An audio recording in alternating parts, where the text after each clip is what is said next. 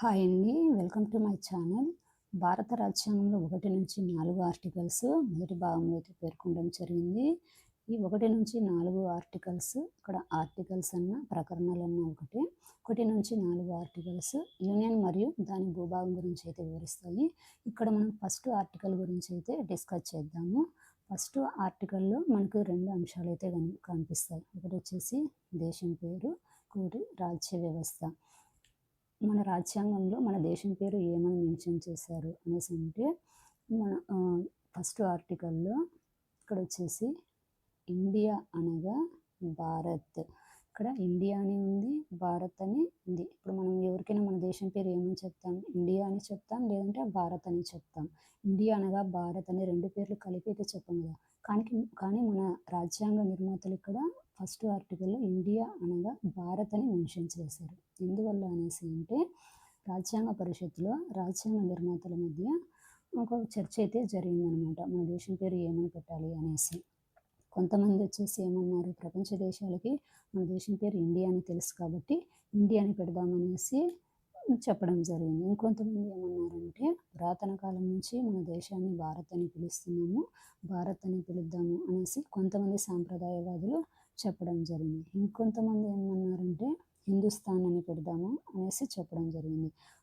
దీన్ని కూడా వ్యతిరేకించారనమాట. ఎందువల్లంటే పర్షియన్లు వలస దాడులతో మన దేశానికి వచ్చేసి ఇక్కడ మనల్ని హిందుస్థాన్ అని పిలవడం జరిగింది. కాబట్టి ఇది కూడా అంటే విదేశీయులు పెట్టిన పేరు కాబట్టి ఇది కూడా వద్దనేసి కొంతమంది వ్యతిరేకించారనమాట.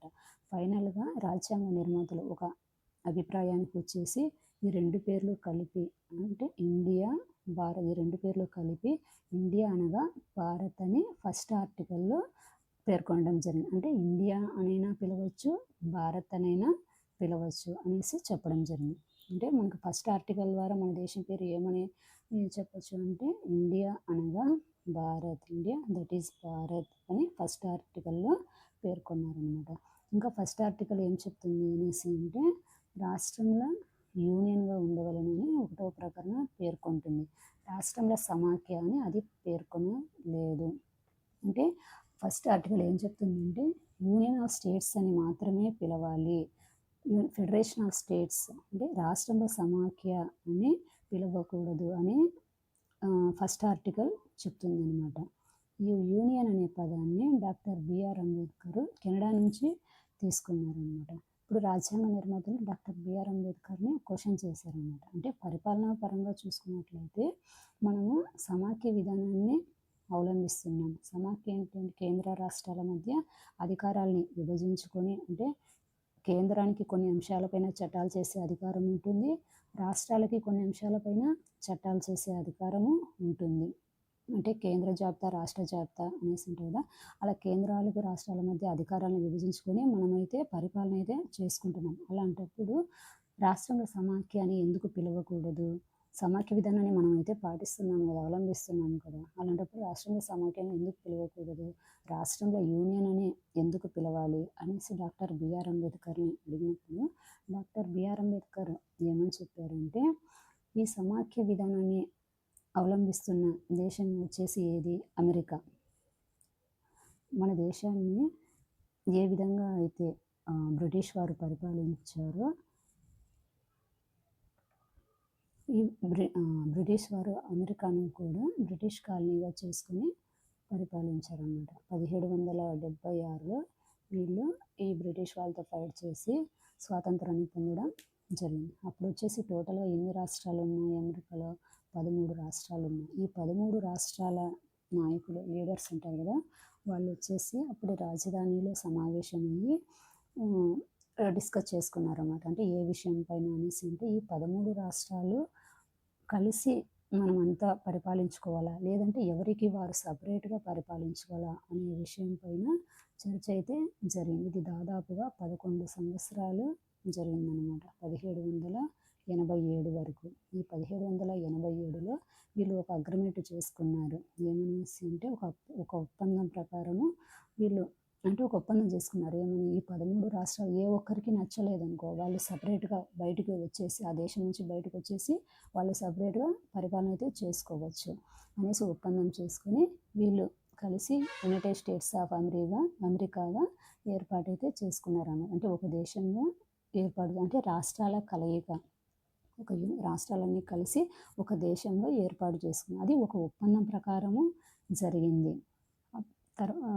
ఒక నిర్ణయానికి వచ్చిన తర్వాత వీళ్ళు 1789లో లిఖితపూర్వకంగా రాజ్యాంగాన్ని రచించుకోవడం అయితే జరిగింది. ఇదేంటి అమెరికా అంటే ఒక ఒప్పందం. ఫెడరేషన్ అంటే ఏంది? ఒక ఒప్పందం అన్నమాట. ఒప్పందం కదా, ఒప్పందం ప్రకారం ఏర్పాటు. ఫెడరేషన్ అనే దాని గురించి ఒకసారి మనం డిస్కస్ చేద్దాము. ఫెడరేషన్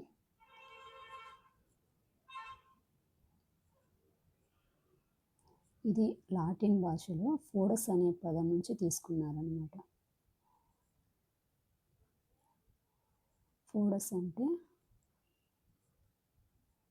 ఒప్పందం. దీన్ని ఇంగ్లీష్లో మనం ఏంటాం? ఫెడరేషన్ అంటున్నాం. ఫెడరేషన్ అంటే సమాఖ్య. అంటే అమెరికా ఏ విధంగా ఏర్పడింది? ఒక ఒప్పందం ప్రకారం ఏర్పడిన దేశము. కానీ మన దేశంలో ఏంటి? సమాఖ్య విధంగానే అంటే పరిపాలనా సౌలభ్యం కోసము మనం వచ్చేసి ఈ అధికారాలను విభజించుకొని మన పరిపాలన అనేది సాగిస్తున్నాం. అంతేగాని ఒక ఒప్పందం ప్రకారం రాష్ట్రాలన్నీ ఒక ఒప్పందం ప్రకారం ఏర్పడిన దేశం అయితే మనది కాదు కదా.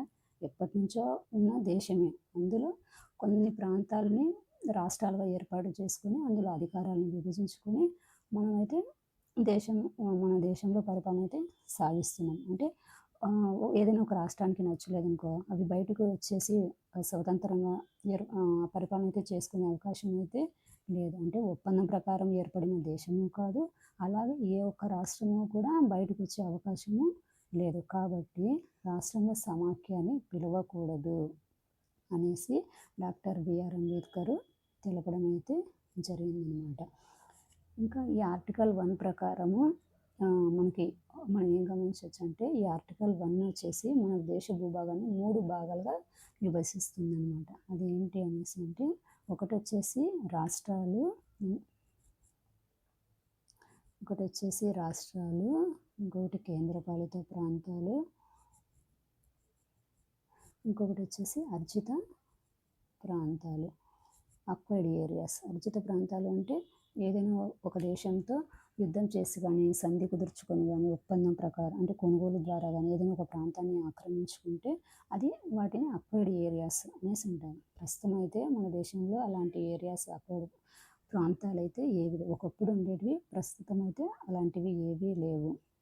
అర్జిత ప్రాంతాల గురించి మనం ఎగ్జాంపుల్ చెప్పుకోవచ్చు అంటే పుదుచ్చేరిని చెప్పుకోవచ్చు అనమాట. 1954లో ఫ్రెంచ్ గవర్నమెంట్ వచ్చేసి ఈ పుదుచ్చేరి 1950 ఫ్రెంచ్ గవర్నమెంట్ ఆధీనంలో ఉండేది ఈ పుదుచ్చేరి. వీళ్ళు ఒక అగ్రిమెంట్ పైన సైన్ చేశారు. ఏమనేసి అంటే, ఈ పుదుచ్చేరిని ఇండియన్ గవర్నమెంట్కి ఇచ్చేస్తున్నాము అనేసి. అప్పుడు ఇది వచ్చేసి 1962 వరకు అర్జిత ప్రాంతంగా ఉండేది మన దేశంలో. తర్వాత వచ్చేసి మన ఇండియన్ గవర్నమెంట్ ఈ పుదుచ్చేరిని కేంద్రపాలిత ప్రాంతంగా, యూనియన్ టెరిటరీగా చేయడం జరిగిందనమాట. కేంద్రపాలిత ప్రాంతంగా. సో ఒకప్పుడు ఉండేది, ప్రజెంట్ అయితే అలాంటి ఏరియాస్ ఏవి మన దేశంలో లేవన్నమాట. ఇంకా ఇక్కడ మనం గమనించాల్సిన విషయం ఏంటి అనేసి అంటే, టెరిటరీ ఆఫ్ ఇండియా అంటే భారత భూభాగం, యూనియన్ ఆఫ్ ఇండియా, భారత భూభాగం కింద ఏమేమి వస్తాయంటే, టెరిటరీ ఆఫ్ స్టేట్స్ అంటే రాష్ట్రాలు వాటి భూభాగాలు, యూనియన్ టెరిటరీ కేంద్రపాలిత ప్రాంతాలు, అక్వైర్డ్ ఏరియాస్ ఈ 3 కలిపి భారత భూభాగం కిందకి వస్తాయి. ఇక్కడ యూనియన్ ఓన్లీ రాష్ట్రాలు వాటి భూభాగాలు వచ్చేసి యూనియన్ ఆఫ్ ఇండియా కిందకి వస్తాయి. అంటే యూనియన్ ఆఫ్ ఇండియా భారత యూనియన్తో కంపేర్ చేస్తే భారత భూభాగం అనే భావన చాలా విస్తృతమైనది అనే అంశాన్ని మనం ఇక్కడ గమనించవచ్చు. సో ఇదే అండి ఫస్ట్ ఆర్టికల్ సంబంధించిన ఇన్ఫర్మేషన్. మీకు అందరికీ అర్థమైందని అనుకుంటున్నాను. నెక్స్ట్ ఆర్టికల్ సంబంధించి మనం నెక్స్ట్ వీడియోలో డిస్కస్ చేద్దాం. Thanks for watching.